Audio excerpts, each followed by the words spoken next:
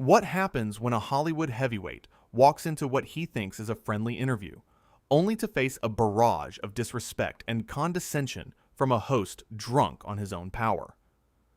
It only took one comment about Mark Wahlberg's faith for the entire conversation to explode into one of the most shocking confrontations in late-night television history. Mark Wahlberg was no stranger to tough interviews. The guy had been in the business for decades, from his days as a young rapper to becoming one of Hollywood's most bankable stars. He had sat across from every type of interviewer imaginable. But nothing could have prepared him for what was about to unfold on this particular evening. The studio audience was buzzing with excitement. Mark walked out onto the stage with his trademark confident stride, waving to the crowd with that familiar Boston charm. He shook hands with the host and settled into the guest chair, completely unaware that he was walking into an ambush. The first few minutes seemed normal enough.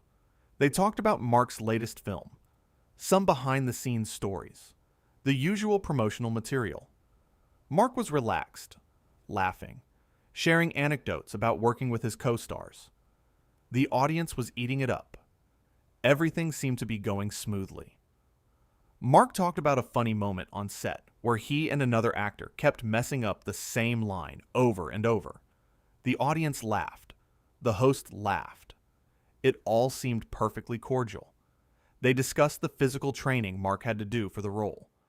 He talked about the early morning workouts, the strict diet, the dedication it took to transform his body for the character. The host seemed engaged, asking follow-up questions, nodding along. Mark even shared a story about his kids visiting him on set and how much they loved seeing their dad in action. "They think every movie I make is the greatest thing ever made," Mark said with a genuine smile. "My daughter told me I should win an Oscar for this one. She's 7. She has no idea what an Oscar is, but she knows Daddy should get one." The audience awed. It was sweet. It was humanizing. It was exactly the kind of content that makes for good television. But then something shifted in the host's demeanor. His smile became slightly more forced. His eyes took on a different quality. Sharper. More calculating. Anyone who knew him well would have recognized the look. He was about to go in for the kill. Then the host decided to shift gears. "So, Mark, I gotta ask you something," the host said, leaning back in his chair with a smirk that should have been Mark's first warning sign. "You talk a lot about your faith. You go to church, you pray, all that stuff. Do you actually believe in all of that, or is it just good for your image?" The audience went quiet. You could feel the temperature in the room drop. Mark's smile faded slightly, but he kept his composure. He had dealt with questions about his faith before. He knew how to navigate this territory. "Yeah, I do believe in it," Mark responded calmly. "My faith is really important to me. It keeps me grounded, helps me be a better father, a better husband, a better person. I grew up Catholic in Boston. It's part of who I am." The host rolled his eyes in an exaggerated fashion that got a few uncomfortable laughs from the audience. Some people shifted in their seats. This wasn't the playful banter they had come to see. "Come on, Mark. You're telling me you actually think there's some guy in the sky watching everything you do? That's what you believe? In 2020-something, you believe that?" Mark shifted in his seat, choosing his words carefully. "I believe in God, yeah. I'm Catholic. It's a big part of who I am. It gives my life meaning. It helps me make sense of the world." "But how?" the host pressed, leaning forward now like a prosecutor interrogating a witness. "How does an intelligent, successful man like you reconcile belief in something with zero scientific evidence? How do you square that circle?" Mark could feel his patience starting to wear thin, but he maintained his calm exterior. Faith isn't about scientific evidence. It's about something deeper than that. It's about connection, community, purpose. The host laughed, not a friendly laugh, but something mocking and cruel. Connection to what? An invisible being? Come on. "Catholic," the host repeated, drawing out the word mockingly. "So you believe in an institution that has covered up abuse for decades? that tells people in poverty-stricken countries not to use protection, that opposes women's rights? That's what you're supporting? That's what you give your money to every Sunday? The audience was now completely silent. A few people looked genuinely shocked at how aggressive the host was being. This had crossed a line from playful challenging to outright hostility. Mark's jaw tightened. His hands gripped the arms of the chair. "My faith is about my personal relationship with God," Mark said, his voice still controlled, but with an edge creeping in. "I don't speak for the entire Catholic Church. I don't defend everything the institution has done. I speak for myself and what I believe, what my faith means to me and my family." "But you support them," the host pressed, not letting it go. "Every time you go to Mass, every time you identify as Catholic, you're supporting that institution. You can't separate the two." "I absolutely can separate the two," Mark said firmly. "My relationship with God is personal. It's between me and Him. The church is made up of flawed people, yeah, but that doesn't change what I believe in my heart." But the host wasn't backing down. In fact, he seemed to be enjoying himself, playing to some audience members who were nervously laughing at his provocations. His smile had become something cruel, something that enjoyed the discomfort it was creating. Flawed people? That's one way to put it, I guess. "Personal relationship," the host scoffed, making air quotes with his fingers in a gesture that made several audience members cringe. "Mark, you seem like a smart guy. How can someone who runs production companies, makes business decisions worth millions of dollars, reads scripts, analyzes markets, understands complex negotiations, turn around and believe in fairy tales? It's honestly embarrassing. It's like finding out someone still believes in Santa Claus." Mark leaned forward now, his Boston accent getting thicker the way it always did when he was getting heated. The muscles in his neck were visible, tense. His face had gone from friendly to stone cold.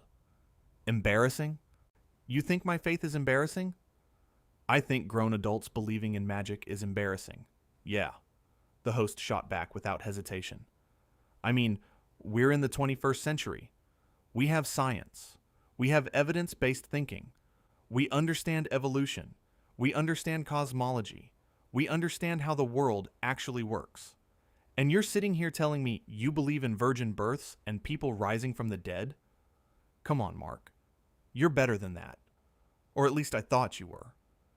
That last line hit like a punch, the condescension dripping from every word. "You know what?" Mark said, his voice rising slightly, his hands gripping the chair arms so hard his knuckles were white. "I came here to talk about my movie. I came here to have a conversation. I didn't come here to be disrespected about my beliefs. I didn't come here to be talked down to like I'm some kind of idiot." The host threw his hands up in mock surrender, his face a picture of false innocence. "Oh, here we go. I can't ask questions now? This is my show, Mark. I ask questions. That's what I do. If you can't handle questions about your beliefs, maybe you shouldn't talk about them in every interview you do.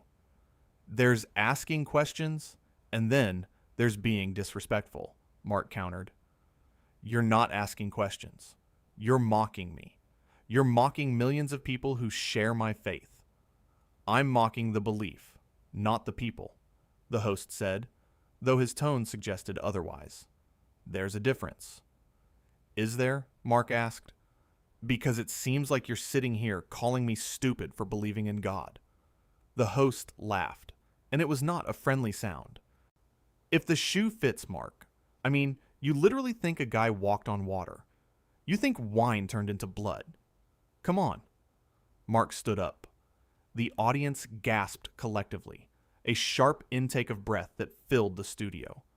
Women in the front row covered their mouths. Men sat forward in their seats. Camera operators looked at each other with wide eyes, unsure if they should keep rolling or cut. This was not part of the script. This was not how these interviews went. Celebrities don't walk out. Guests don't leave mid-interview. They smile. They laugh at themselves. They take the ribbing and move on, because that's the game. That's the unspoken contract of promotional television. But Mark was done playing games. "You know what? I'm done," Mark said, reaching up to remove his microphone with steady, deliberate movements. The host's eyes widened. The smug smile fell from his face like a mask being ripped away. For the first time since the interview started, genuine surprise crossed his features, quickly followed by something that looked like fear.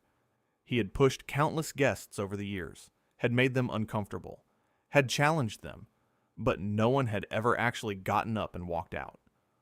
For the first time, he seemed to realize he might have pushed too far, that this wasn't just another celebrity he could bully into submission. "Oh, come on, Mark, sit down. Don't be so sensitive. We're having a discussion here." "Sensitive?" Mark's voice was sharp now. "You've spent the last 10 minutes attacking my faith, calling me stupid, and now you want to call me sensitive?" "I didn't call you stupid," the host protested, though his smirk suggested he absolutely had meant it that way. "You implied it about 100 different ways," Mark said, yanking the mic pack off his belt. "You know what your problem is? You sit up here on your high horse, night after night, thinking you're smarter than everyone else. Thinking you're better than everyone else. You talk down to people. You mock people. And you think it makes you clever." The host's face was reddening now. "This is my show, Mark. You don't get to come on my show and tell me how to do my job. And you don't get to invite me on your show just to disrespect me," Mark fired back. "I've done thousands of interviews. I've been asked tough questions. I've been challenged on things I've said and done. But I've never, ever, been treated with such blatant disrespect as I have sitting in this chair for the last 15 minutes. The audience was completely silent now, frozen, watching this confrontation unfold in real time. "If you can't take the heat," the host started, but Mark cut him off. "This isn't heat. This isn't journalism. This isn't even good television.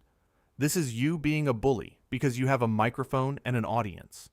You think that makes you powerful? You think that makes you important?" "I think I have a responsibility to call out hypocrisy when I see it," the host said, his voice getting defensive. "You make movies with violence. You've had a troubled past, and yet you stand there and preach about your faith like you're some kind of saint." Mark's eyes flashed with anger. "I have never claimed to be a saint. I have never claimed to be perfect. The whole point of my faith is that I'm not perfect, that I need guidance, that I'm trying to be better every single day. But you wouldn't understand that because you're too busy sitting in judgment of everyone else." "I'm a comedian," the host said, his voice rising to match Mark's. "I make jokes. That's what I do. If you can't handle jokes about religion, that's your problem, not mine." "Jokes." Mark laughed, but there was no humor in it. "You weren't making jokes. You were being cruel. There's a difference. And if you can't see that, then you're not as smart as you think you are." The host stood up now too, his face flushed. "You know what, Mark? Maybe you should leave. If you're going to be this disrespectful to me on my own show, maybe you should just go." Mark stared at him for a long moment, and then laughed again, shaking his head in disbelief. "I'm being disrespectful to you? That's rich. You spend the whole interview attacking my faith, calling me stupid, mocking my beliefs, and I'm the one being disrespectful." "I asked legitimate questions," the host insisted. "No, you didn't. You had an agenda from the moment I sat down. You wanted to make me look stupid. You wanted to embarrass me in front of your audience. Well, congratulations. You showed everyone exactly who you are." "And who's that?" the host challenged. "Someone who confuses cruelty with intelligence. Someone who thinks tearing other people down makes you bigger. Someone who's so insecure in your own beliefs that you have to attack anyone who believes differently than you do." The host's mouth opened and closed like a fish. For once, he seemed at a loss for words. "You want me to leave?" "Fine, I'll leave," Mark said, dropping his microphone on the chair. "But let me tell you something before I go. You're going to sit here tonight and you're going to tell yourself that you won, that you got under my skin, that you were just doing your job. But years from now, when you look back at your career, moments like this are going to be what you remember. Not the good interviews, not the important conversations, but the times when you chose to be small and mean instead of decent and respectful. "Oh, please," the host scoffed, but his voice lacked its earlier confidence. "Spare me the lecture, Mark. I'm not lecturing you. I'm just telling you the truth. Something tells me you don't hear it very often." Mark turned to walk off the stage, but the host called after him. "You're really going to walk out? You're really that fragile?" Mark stopped and turned back around. The look on his face made several audience members shift uncomfortably in their seats. Fragile? Let me tell you about fragile. Fragile is needing to tear down a guest to make yourself feel important. Fragile is hiding behind comedy when you're really just being cruel. Fragile is not being able to have a respectful conversation with someone who sees the world differently than you do. "I can have respectful conversations," the host protested, "just not with people who believe in fairy tales." "And there it is again," Mark said. "You can't help yourself, can you? You have to get that last shot in. You have to prove you're the smartest guy in the room." "I am the smartest guy in the room," the host said, and several audience members gasped at the arrogance in his voice. Mark just shook his head sadly. "No, you're just the loudest. There's a difference." He started walking toward the exit again, and this time the host rushed around his desk, following him. "You can't just leave in the middle of the show, Mark. We have a contract. You agreed to be here." Mark stopped at the edge of the stage and turned one last time. "Sue me. I'd rather deal with your lawyers than spend another second being disrespected by you." "This is unbelievable," the host sputtered. "Do you know how many people would kill to be on this show?" "Then invite one of them next time," Mark said. "Invite someone who's willing to sit there and let you bully them. Invite someone who'll laugh at your mean-spirited jokes and play along with your games. But don't invite me. Don't invite anyone who expects to be treated with basic human decency." The host's face was now bright red, and his voice came out in a near shout. "Basic human decency? You're the one walking out in the middle of my show. You're the one throwing a tantrum because I asked you some questions you didn't like." "You didn't ask me questions," Mark said, his voice deadly calm in contrast to the host's shouting. "You attacked me. You mocked me. You disrespected me and my faith. Those aren't questions. That's not journalism. That's not even entertainment. That's just you being cruel because you can be." A security guard had appeared at the side of the stage, looking confused about whether he should intervene. "You know what your problem is, Mark?" the host said, pointing his finger accusingly. "You can't handle anyone challenging your worldview. You live in a bubble where everyone agrees with you. Everyone tells you you're great, and the second someone questions you, you fall apart." Mark laughed, a genuine laugh this time. "Challenge my worldview? Is that what you think you were doing? You were insulting me. You were being condescending. You were treating me like I'm an idiot. That's not challenging someone's worldview. That's just being rude. Maybe if your worldview wasn't based on ancient superstition, I wouldn't have to be so harsh," the host shot back, his voice rising to match Mark's intensity. "Ancient superstition?" Mark repeated, his voice filled with disbelief. "Is that what you call the beliefs of billions of people around the world? Is that how you dismiss the faith that has sustained families, communities, entire civilizations for thousands of years? Ancient superstition? Well, what would you call it?" the host challenged. "Believing that a snake talked to a woman in a garden? Believing that someone fit 2 of every animal on a boat? Believing that bread and wine magically transform into flesh and blood? If that's not superstition, I don't know what is." "And maybe if you weren't so arrogant," Mark said, his voice getting louder, more forceful, "you'd realize that billions of people around the world find meaning and purpose in their faith.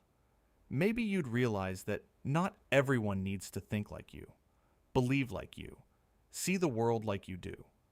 maybe you'd understand that intelligence and faith are not mutually exclusive. But you can't see that because you're too busy being impressed with yourself. The audience was completely silent. Some people were nodding in agreement with Mark. Others looked uncomfortable. But everyone was riveted, unable to look away from this train wreck happening in real time. The host took a step closer, invading Mark's personal space, his voice dripping with sarcasm and contempt. "Oh, I'm sorry. I didn't realize I was supposed to respect everyone's beliefs equally. Should I respect people who believe the earth is flat too? Should I respect people who think vaccines cause autism? Should I respect people who deny climate change? Where's the line, Mark? You tell me. Where exactly is the line between beliefs that deserve respect and beliefs that deserve ridicule?" "The line is basic human respect," Mark said, his voice firm and unwavering. "The line is treating people with dignity, even when you disagree with them. The line is understanding that you can question someone's beliefs without mocking them as a person. The line is having enough humility to recognize that maybe, just maybe, you don't have all the answers. The line is understanding that intellectual disagreement doesn't require personal insult. But you crossed that line the moment I sat down in that chair. You crossed it the moment you decided this interview was going to be about tearing me down instead of having a real conversation." The host's face was flushed now, his carefully maintained composure starting to crack under the weight of Mark's words. "I think you're being overly dramatic. I think you're making this into something it's not." "Am I?" Mark challenged. "Let me ask you something. If I had sat here and mocked your beliefs, your values, everything you hold dear, would you be sitting there calmly? If I had called you stupid, embarrassing, ridiculous, would you be cool with that? Or would you be angry? Would you feel disrespected?" The host opened his mouth to respond, then closed it again. For once, he didn't have a quick comeback. "I did my job," the host insisted, but his voice lacked the confidence it had carried earlier. He sounded defensive now, like someone who knew he had gone too far, but was too proud to admit it. "No, you indulged your ego. You satisfied your need to feel superior. You took cheap shots at an easy target because you knew your audience would laugh. That's not journalism. That's not even entertainment. That's just you being small. There's a difference between doing your job and being a bully. And you've been a bully from the moment I sat down." The host threw his hands up in frustration, his carefully crafted television persona crumbling completely. "Fine. Leave then. Walk out. Show everyone how you can't handle a little criticism. Show everyone how fragile you really are." "This wasn't criticism," Mark said, his voice rising again, but still maintaining its control, its power. "Criticism is thoughtful. Criticism is constructive. Criticism comes from a place of wanting to understand, wanting to challenge ideas to make them better. What you did was petty and mean and cruel. You wanted to make me look stupid to make yourself look smart. You wanted to embarrass me to entertain your audience. You wanted to tear me down because it makes you feel big. Well, I hope it was worth it. I hope those laughs were worth it. I hope making me feel small made you feel important." "Oh, it was," the host said, though his voice wavered slightly. "Trust me, this is going to make great television." "Yeah," Mark said quietly. "People are definitely going to remember this. Just not the way you think they will." With that, Mark turned and walked off the stage.